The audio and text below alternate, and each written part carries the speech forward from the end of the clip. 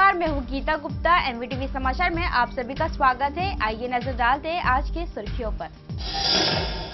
दरावे गांव स्थित बलराम पाटिल विद्यालय के 25वां रौम्य महोत्सव संपन्न हुआ। गांव देवी मरिया ट्रस्ट की ओर से महिलाओं के लिए भव्य हल्दी कुमकुम कार्यक्रम संपन्न।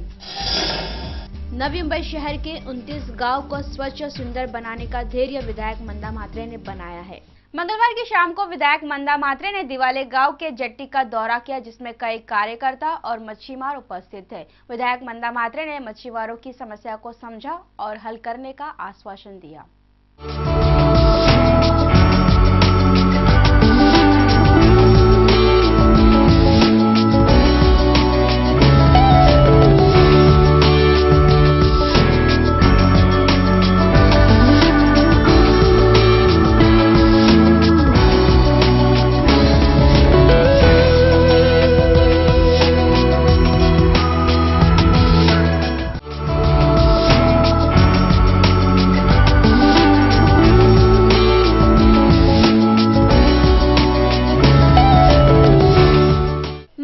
शाम को विधायक मंदा म्हात्रे ने दिवाले गांव स्थित जेट्टी पर अपने कार्यकर्ता सहित वहां का दौरा किया। इस दौरान उनके साथ राजेश पाटिल और अनेक मच्छीमारे उपस्थित थे। जेट्टी का दौरा करते हुए विधायक मंदा म्हात्रे ने कहा कि शहर में गांव सुंदर नहीं होगा तब तक शहर स्मार्ट नहीं होने वाला है। 90 करोड़ का फंड एकत्र कर गाँव के विकास के लिए किया जाए, जैसे कि सीवरेज लाइन की समस्या, मैदान की समस्या, फिश मार्केट, ऐसे अनेक समस्या का निवारण करने के लिए विधायक मंदा म्हात्रे ने हर बार आयुक्त से मिलकर गांव की समस्या का निवारण करने की कोशिश की है। नवी मुंबई शहर के 29 गांव को सुंदर और स्वच्छ बनाने का धैर्य विधायक मंदा म्हात्रे ने बना लिया है। आता मी ज्यावेळी एमएलसी होती 2004 मध्ये, त्यापासून या गावाला जवळजवळ 3 ते 4 जेटींचं मोठं आम्ही निर्माण केलं। पण जेटी बनवत असताना या गावात आलेला चिखल, या चिखलामुळे मासेमारी करताना होणारा त्रास, आणि आपण आता पाहिलं रस्ते नाही, फिशिंग मार्केट नाही यांना, किंवा रॅम्प नाही चांगले।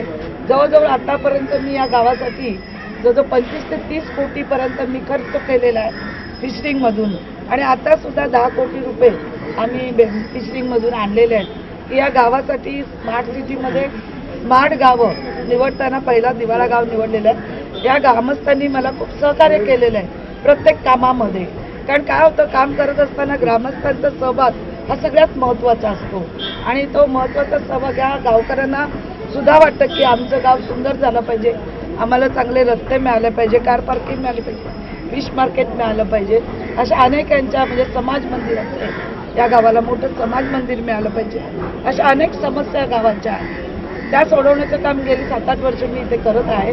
पण आता आम्ही फिशिंगमधून 10 कोटी आणून आयुक्त साहेबांना भेटून आमच्याला एक दौरा करा, इथली परिस्थिती पहा, आणि इथला मोठा 4 पदरी रस्ता अतिशय चांगल्या पद्धतीने होऊ शकतो। ही जी झाडं लावलेली, ती झाडाचा भाग सोडला तर बाकीचं ते अनधिकृत बांधकाम आहे, ते हटवून त्या लोकांना तिथे मागच्या बाजूला जर आपण गाळे आणि फिश मार्केट बनवून दिलं तर त्यांची चांगली व्यवस्था या गावाची होऊ शकते। आपण जर पाहिलं तर दर पावसाळ्यामध्ये सगळ्यात जास्त मृत्यू या गावामधल्या लोकांचा होतो, तो घाणीमुळे होतो। आरोग्याच्या ज्या काही इथे समुद्रकिनारी येणाऱ्या ज्या घाण आहेत, येणारा कचरा आहे, यामुळे सगळं इथे जास्त मृत्यू होतो। अनेक आमच्या मच्छीमार भगिनी इथं आणि बांधव आमचे या डेंग्यूमुळे किंवा मलेरियामुळे या साथीमुळे जातात, आणि ही साथ इथे होऊ नये, आमच्या लोकांना चांगलं आरोग्य मिळावं, या सगळ्या दृष्टिकोनातून आज आम्ही आयुक्तांचा दौरा इथे लावलेला आहे। ॲक्शन प्लॅन आम्ही आता इथे तयार करतो, आणि ग्रामस्थांचा पूर्ण सपोर्ट आहे, त्या नगरसेविकेचा सपोर्ट आहे, सगळ्यांच्या सपोर्टमधून आम्ही हे चांगलं सुंदर गाव हे नव्या मुंबईत पहिलं बनवू, आणि या गावाप्रमाणेच 29 गावं आहेत या पट्टीमध्ये, ती चांगली करण्याचा आम्ही प्रयत्न।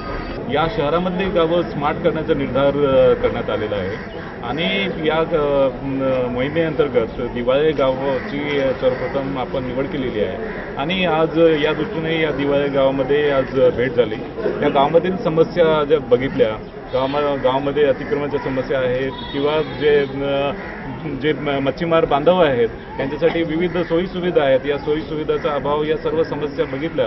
वास्तविक पाहता या गावामध्ये भरपूर माननीय आमदार महोदयांनी भरपूर प्रयत्न करून इथे मोठ्या प्रमाणात विकास कामे केले, पण खऱ्या अर्थाने संपूर्ण गाव स्मार्ट करण्यासाठी याचा संपूर्ण ॲक्शन प्लॅन, याचा पूर्ण विकास आराखडा आपल्याला तयार करायचा आहे।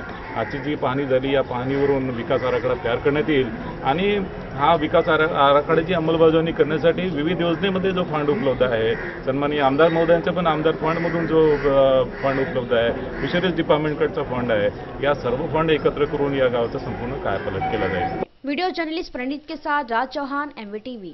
दरावे गांव स्थित बालाराम पाटिल विद्यालय के 25वां रोम्य महोत्सव समारोह सोमवार के दिन संपन्न हुआ, जिसमें विधायक मंदा म्हात्रे ने शिरकत की एवं कई नगर सेवक और कई मान्यवर उपस्थित थे।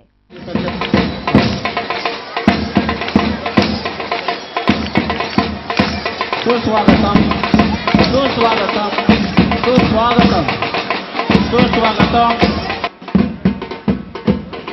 वक्रतुंड महाकाय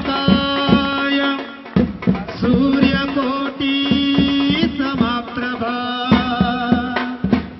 निर्विघ्नं कुरु मे देव।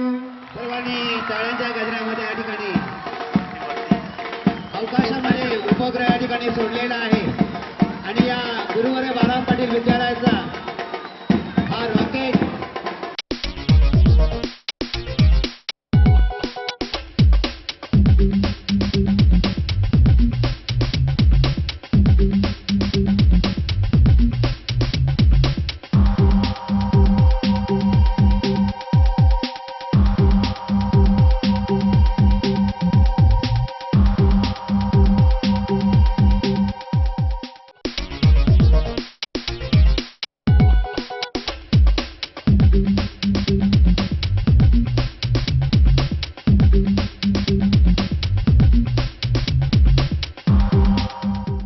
दरावे गांव स्थित बालाराम पाटिल विद्यालय के 25वां रोम्य महोत्सव समारोह सोमवार के दिन संपन्न हुआ, जिसमें विधायक मंदा म्हात्रे, नगर सेवक सुनील पाटिल, पूर्व सभापति सरस्वती पाटिल गुरवैय, बालाराम पाटिल, भाजपा गट नेता रामचंद्र घरत, मारुति भोईर, शेतकरी समाज के मोरेश्वर पाटिल ऐसे अनेक मान्यवर उपस्थित थे। इस दौरान विद्यार्थियों ने सांस्कृतिक कार्यक्रम का आयोजन कर आकाश में रॉकेट उड़ाकर विधायक मंदा म्हात्रे का स्वागत किया।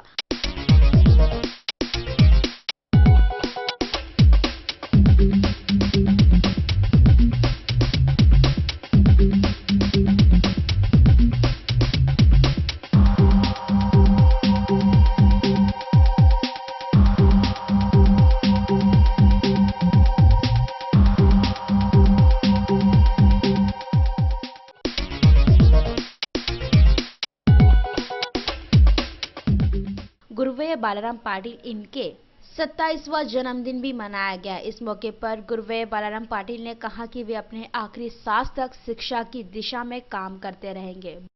ह्या ओसाण माळ रानावर गुलाबाच्या काया फुलविण्याचं भाग्य मला जे लाभलं, त्यामुळे माझ्या जीवनामध्ये एक आनंद निर्माण झाला।